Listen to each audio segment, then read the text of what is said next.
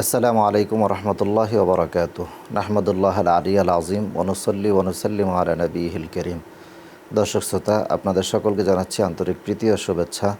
মূলত মাহে রমাদানের উদ্দেশ্য কি, অর্থাৎ মাহে রমাদানে কি আমরা শুধুমাত্র না খেয়ে সিয়াম সাধনা পালন করব, নাকি এর মধ্যে আত্মশুদ্ধি বলতে কিছু আছে, এটি বোঝানো হয়েছে আজকের এই প্রশ্নে। মাহে রমাদান আল্লাহ রাব্বুল আলামিন পবিত্র কুরআনুল কারীমের মধ্যে ইরশাদ করেছেন, ইয়া আইয়ুহাল্লাযীনা আমানু কুতিবা আলাইকুমুস সিয়াম কামা কুতিবা আলাল্লাযীনা মিন ক্বাবলিকুম লাআল্লাকুম তাত্তাকুন। আল্লাহ রাব্বুল আলামিন বুঝিয়ে দিচ্ছেন যে তোমাদের জন্য রোজাকে ফরজ করা হয়েছে, যেমনিভাবে তোমাদের পূর্ববর্তীদের উপরে রোজাকে ফরজ করা হয়েছিল। কেন করা হয়েছে সে উদ্দেশ্যটি আল্লাহ রাব্বুল আলামিন পবিত্র কুরআনুল কারীমের মাধ্যমে জানিয়ে দিচ্ছেন। আল্লাহ বলছেন লাআল্লাকুম তাত্তাকুন, যাতে করে তোমরা মুত্তাকি হতে পারো। তার মানে বোঝা গেল মুত্তাকি হওয়ার জন্যে আল্লাহকে ভয় করা শর্ত।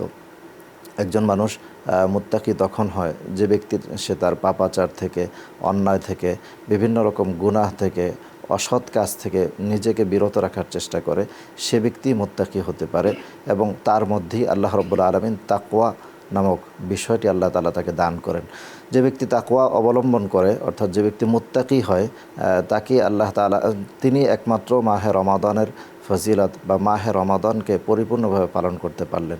এ থেকেই আমরা বুঝতে পারি যে শুধুমাত্র না খেয়ে থাকার নামই রোজা নয় বা সিয়াম সাধনা নয়।